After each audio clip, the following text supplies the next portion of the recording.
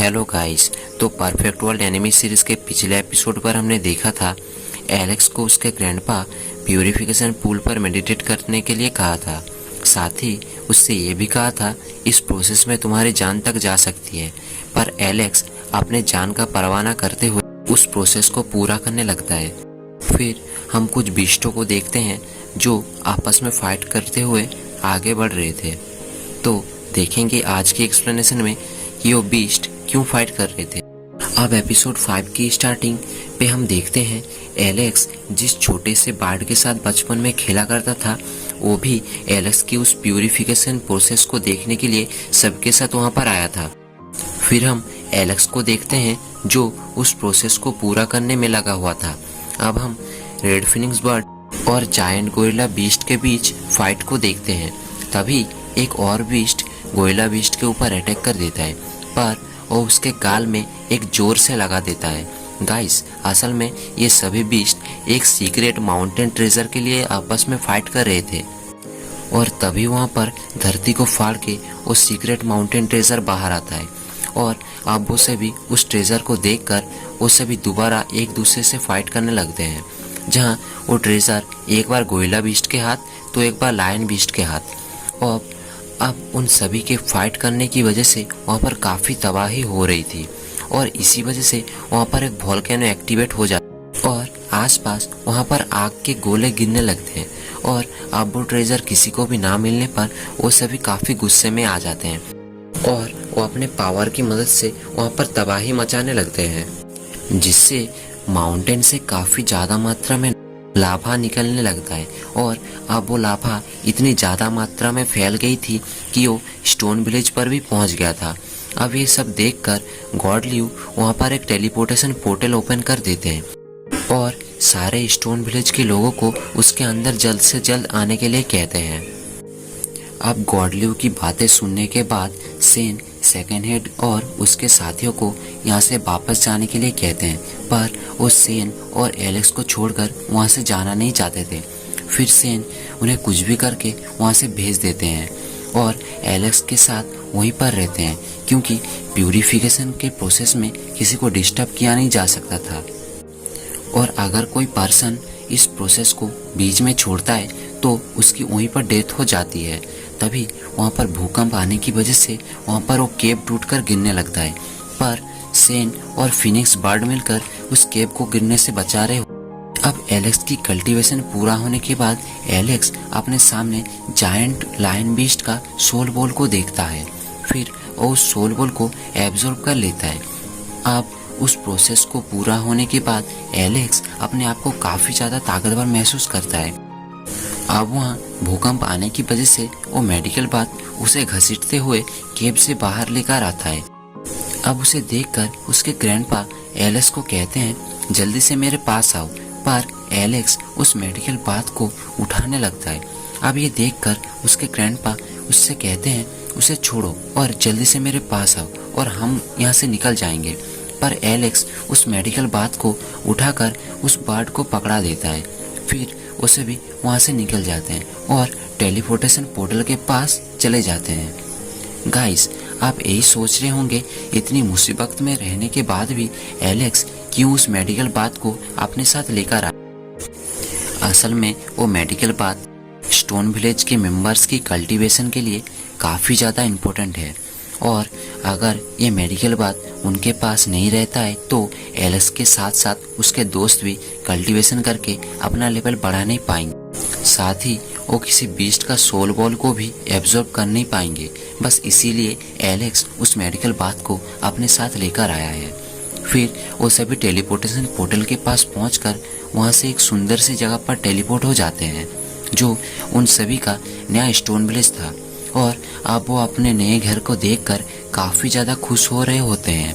अब second head उन सभी से कहते हैं हम सभी को कसम खाना चाहिए कि हम यहाँ शांति से रहेंगे और यहाँ के प्रकृति को कोई भी हानि नहीं पहुँचाएंगे। अब सेकंड हेड की बातें सुनने के बाद सभी काफ़ी खुश होते हैं और सभी इस प्रकृति को प्रोटेक्ट करने के लिए कसम खाते हैं। फिर सेन उन सभी से कहते हैं तुम सभी अगर यहाँ रहना चाहते हो तो ठीक है, आज से हम यहीं पर रहेंगे पर हम में से किसी को जाकर हमारे फर्स्ट स्टोन विलेज का हालत देखकर आना होगा, क्योंकि वहाँ पहले हमारे पूर्वज रहा करते थे और वहाँ से यहाँ आने की वजह से उनका नाता हमसे टूट गया है। अब एलेक्स सेन के पास आकर कहता, अगर मेरे पेरेंट्स आ गए तो उन्हें पता नहीं लगेगा मैं इस वक्त कहाँ हूँ, इसी वजह से मैं वहाँ जाकर हमारा लोकेशन दे आऊँगा। ये सुनकर सेन पहले तो उसे मना करते हैं, पर एलेक्स के काफ़ी रिक्वेस्ट करने के बाद वो मान जाते हैं। फिर एलेक्स फिनिक्स बार्ड के साथ अपने फर्स्ट स्टोन विलेज को देखने के लिए चला जाता है, जहाँ जाते हुए एलेक्स को 2 दिनों का समय लगता है। अब एलेक्स वहाँ पर पहुँचकर इमोशनल होते हुए अपना लोकेशन वहाँ छोड़ देता है। तभी वहाँ पर एलेक्स उस जायंट गोरिल्ला बीस्ट को एक छोटे से गोल्डन मंकी पर ट्रांसफर होते हुए देखता है। फिर वो उसे घायल होता हुआ देखकर उसे अपने पास रख लेता है और उसका नाम चैंप रखता है। तभी उसके पास एक लड़की आती है और उससे कहती है, तुम्हें पता भी है तुमने अभी किसे अपने हाथ में उठा रखा? ये एक जायंट गोरिल्ला बीस्ट है और इस प्रिंसेस का नाम जिया है और ये काफ़ी ज़्यादा खतरनाक है और इस बीस्ट की वजह से ही तुम्हारा विलेज तबाह हुआ है, इसीलिए तुम इसे मुझे दे दो। पर एलेक्स इसके लिए नहीं मानता। अब वो लड़की उससे कहती है, तुम्हें पता भी है मैं कौन हूँ कि तुम मुझे मना कर रहे हो? मैं एक प्रिंसेस हूँ। अब एलेक्स ये सुनने के बाद भी उसे इग्नोर करके वहाँ से जाने लगता है। गजब बेइज्जती है।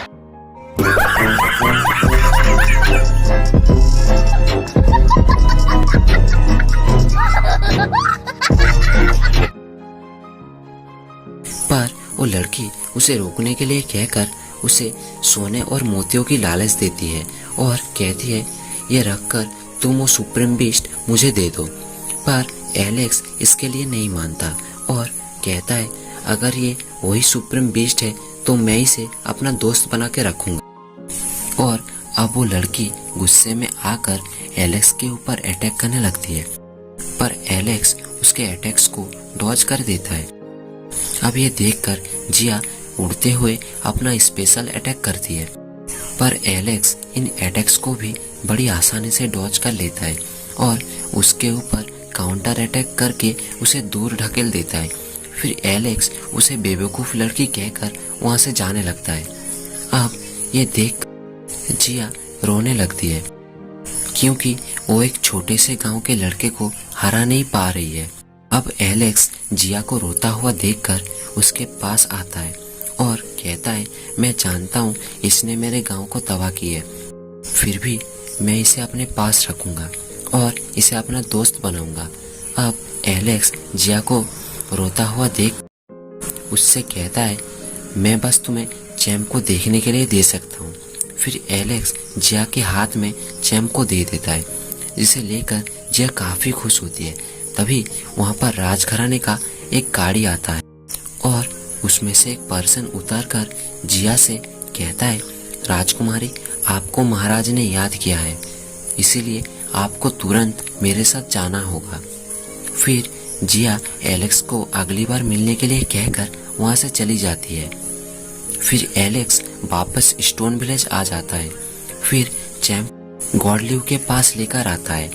फिर गॉडलिव अपने पावर का छोटा सा अंश उस गोरिल्ला बीस्ट के ऊपर डालते हैं। फिर एलेक्स को बताते हैं, चैंप को ठीक होने में थोड़ा सा टाइम लगेगा, क्योंकि इसके घाव काफ़ी ज़्यादा गहरे हैं और इसी वजह से इसने अपना पास्ट के मेमोरी को पूरी तरह से खो दिया है और इसे कभी भी अपने पास्ट के बारे में पता नहीं चलना चाहिए, वरना ये तुम्हारे गांव के लिए काफ़ी मुसीबत खड़ी कर सकता है। फिर सेन सभी को बताते हैं, ये जायंट गोरिल्ला बीस्ट हमारे पास है, ये बात हमें सीक्रेट ही रखनी होगी, क्योंकि अगर ये बात किसी को पता चल गई तो ये हम सभी के लिए काफ़ी ज़्यादा खतरनाक साबित हो सकता है। अब सेन एलेक्स को एक खास तरह की ट्रेजर देते हैं, जिसके अंदर बिजली को कंट्रोल करने की टेक्निक थी। फिर एलेक्स सेन से पूछता है, अब बस मुझे ये बताइए मेरे पेरेंट्स कब मेरे पास आएंगे? तभी गॉडलियो एलेक्स से कहते हैं, तुम्हारे पेरेंट्स जल्दी तुम्हारे पास आएंगे, पर वो अभी थोड़ी मुसीबत से गुजर रहे हैं और तुम्हारे पेरेंट्स ने जाने से पहले उनकी मेमोरीज तुम्हारे अंदर दे गए हैं। अब एलेक्स बोलता है, तो मैं अपने पेरेंट्स की मेमोरीज को कैसे एक्टिव करूं? ये सुनकर गॉडलियो उसके सामने एक और नई मेडिकल बात को क्रिएट करते हैं, जो कि बाकी मेडिकल बात से काफ़ी ज़्यादा पावरफुल था। फिर गॉडलियो कहते, जब तुम अपने फर्स्ट कल्टीवेशन लेवल के एंड पर पहुंच जाओगे, फिर तुम्हें इस बात को उठाना होगा। फिर सेन बोलते हैं, पर ये तो 1 लाख किलो का है और फर्स्ट कल्टीवेटर के लोग ज़्यादा से ज़्यादा 50,000 किलो तक के वेट को ही उठा पाते हैं। फिर गॉडलियो बताते हैं, मुझे पता है ये काफ़ी ज़्यादा मुश्किल है, पर एलेक्स को अपने पेरेंट्स की मेमोरीज को पाने के लिए ये करना ही होगा। अब एलेक्स अपने पेरेंट्स के लिए ये सब करने के लिए मान जाता है। फिर अगले दिन एलेक्स अपने दोस्तों के साथ इलेक्ट्रिक हॉर्स यूनिकॉर्न को अपना पेट बनाने के लिए जा रहा होता है, क्योंकि वो इस इलेक्ट्रिक यूनिकॉर्न की बिजली से ट्रेनिंग करके अपने मिशन को पूरा कर सकता था, पर वो ऐसा कर नहीं पाता क्योंकि वो यूनिकॉर्न उसे दूर ढकेल देता है। तभी चैंप ऊपर से आकर उस इलेक्ट्रिक यूनिकॉर्न से एक लात खाता है और एलेक्स से जाकर टकराता है, जिससे उन दोनों को बिजली का दोहरा पड़ जाता है। अब ऐसे ही करते करते कई दिन गुजर जाते हैं, जहां हमेशा एलेक्स एंड मोमेंट पर उस बाथटब को उठाने में नाकाम होता है। अब ऐसे ही करते करते कई साल गुजर जाते हैं और अब एलेक्स बड़ा हो गया था, साथ ही उसने उस इलेक्ट्रिक यूनिकॉर्न को अपना पेट बना लिया था। अब एलेक्स बड़ी आसानी से ही उस बाथटब के पास जा सकता था, क्योंकि वो फर्स्ट लेवल के एंड पर पहुंच गया था। फिर वो काफी मेहनत करने के बाद उस बाथटब को अपने दोनों हाथों से ऊपर उठा लेता है। तभी उसे किंग पैलेस की एक छोटी सी झलक दिखती है और इसी के साथ एपिसोड 6 यही खत्म होता है। और अगर आपको ये वीडियो पसंद आए तो आपको पता ही है आपको क्या करना है। आपको हमारे चैनल को सब्सक्राइब करके बेल आइकन को प्रेस कर देना है, ताकि आप हमारे एक भी वीडियोस को मिस न करो। Bye bye.